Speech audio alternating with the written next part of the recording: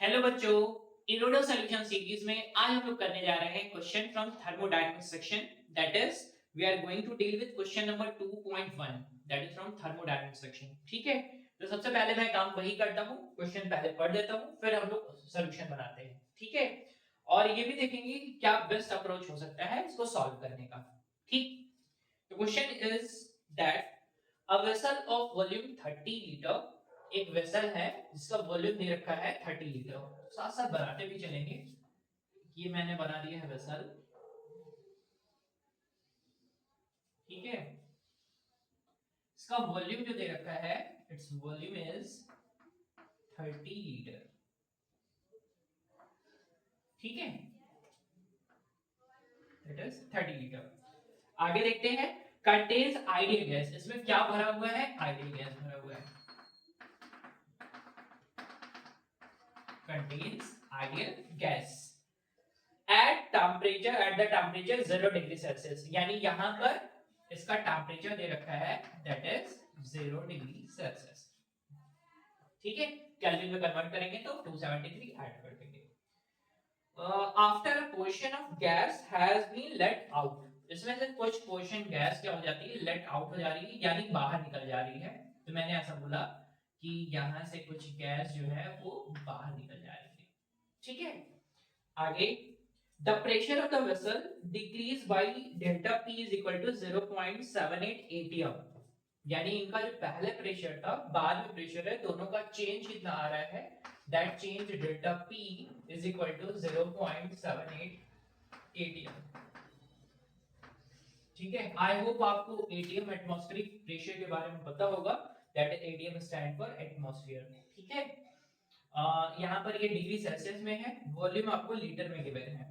आगे the temperature remaining constant, temperature पहले का और बाद का after gas letting out, gas के बाहर निकलने के बाद भी टेम्परेचर वही है। ठीक है, आगे की कहानी, find the mass of release gas, आपको निकालना है कितनी गैस जो है वो रिलीज हो जा रही है। लेट कर लेते हैं कि वो जो मास है जो रिलीज हो जा रही है, that amount is delta M. इतना अमाउंट रिलीज हो गया। ठीक है, आगे the gas density under the normal condition, normal condition का मतलब होगा दैट इज, नॉर्मल कंडीशन का मतलब, कंडीशन का मतलब होगा स्टैंडर्ड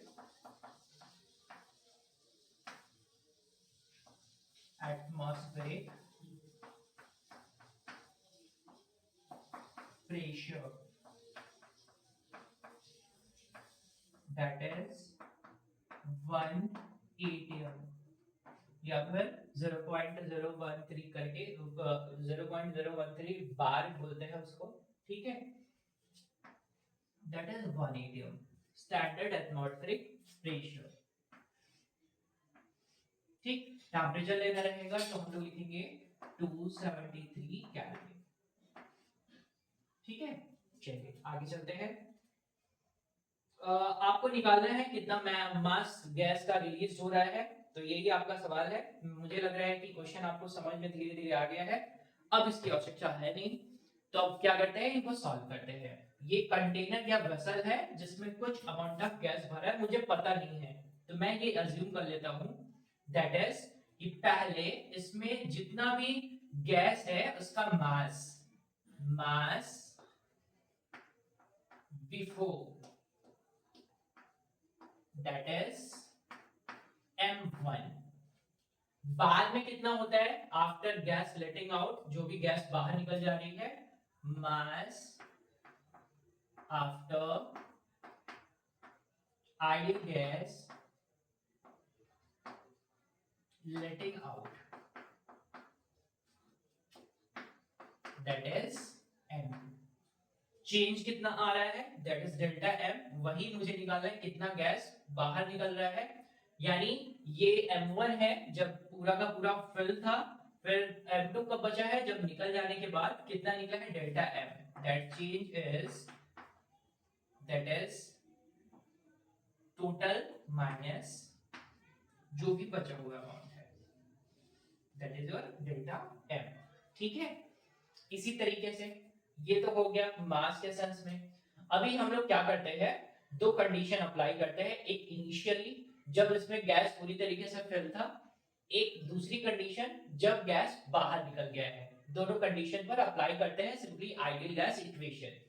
आइडियल गैस इक्वेशन के बारे में अगर हम बात करें तो आप जानते हैं बहुत अच्छी तरीके से, that is PV is equal to, हम लोग जानते हैं N R T. PV is equal to N R T.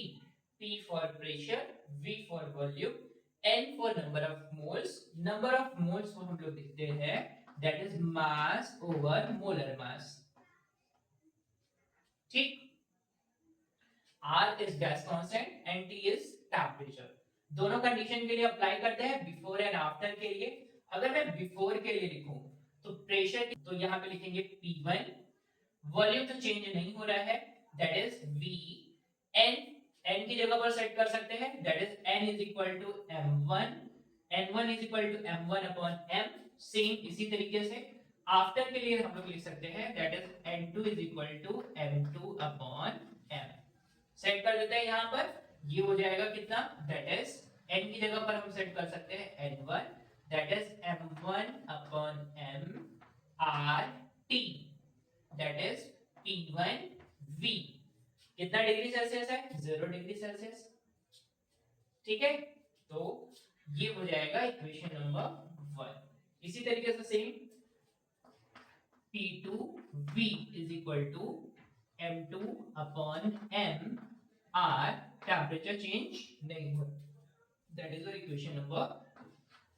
दोनों का डिफरेंस कर देते हैं, p1 minus p2 into v is equal to what, that is यहां पर डिफरेंस कर देते हैं m1 माइनस m2, बचेगा क्या क्या साथ साथ, that is over m r t। ठीक है, अब ये क्या है, P1 minus P2, that is what we have, that is delta P। Delta P into V is equal to, it is what, that is delta M over M R T naught। ठीक है, ये जो भी काम हो रहा है वो हो रहा है स्टैंडर्ड एटमॉस्फेरिक प्रेशर या टेम्परेचर और टेम्परेचर पर, इसी को सेट कर देते हैं। आइडियल गैस इक्वेशन हम जानते हैं, हम एक और चीज करना क्या चाहते हैं, because we have that density, we have density, density question में दे रखा है ना, that is we have density, that density is rho is equal to 1.3 gram per litre. ठीक है, ये आपको दे रखा है डेंसिटी, इसी को सेट करना है बस। तो हम लोग बनाएंगे कैसे, लिखेंगे P naught V is equal to N R T naught। N की जगह पर हम जानते हैं it's M over M R T naught is equal to P naught into V। M upon V बना लेते हैं, इसको रो बन जाएगा ये जो आपको क्वेश्चन में दे रखा है। तो P naught is equal to row R T naught upon M। ठीक है, ये कैपिटल M है, इसको जरा ध्यान देखेंगे। यहां पर करना क्या रहेगा बच्चों, इस R T naught upon M, देखो यहां पर भी है और यहां पर भी है, इसको रिप्लेस करेंगे किससे, that is P naught upon रो से। तो हम इसको रिप्लेस कर देते हैं, P naught over rho is equal to R T naught upon M। अब सभी वैल्यूज को सेट कर देते हैं बस, और हमें क्या मिल जाएगा, डेल्टा M। ठीक है, अगर मैं सभी वैल्यूज को सेट कर देता हूं तो मैं देखिए यहीं पर ही कर रहा हूं, तो आपको मिल जाएगा क्या, यहां पर डेल्टा P का वैल्यू ऑलरेडी 0.78, एटीएम के सेल्स में ही रखेंगे क्योंकि सभी वैल्यूज कट जाने वाली हैं। वॉल्यूम दे रखा है into 30 litre is equal to delta M हमको फाइंड करना है।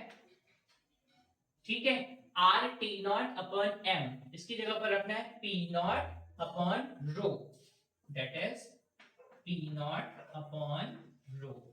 अभी देखो P naught का वैल्यू हमको पता है, दैट इज 1 एटीएम, तो ये तो 1 हो जाएगा, रो का डायरेक्टली मल्टीप्लाई हो जाएगा, तो ये हो जाएगा 0.78 into 30 into रो का वैल्यू दिया था 1.3।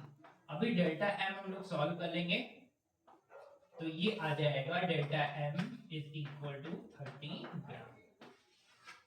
ठीक है, तो ये हो गया इसका सॉल्यूशन। तो मैं उम्मीद करूंगा कि आपको ये पूरा का पूरा क्वेश्चन समझ में आया अच्छे तरीके से। ठीक है, थैंक यू बच्चों।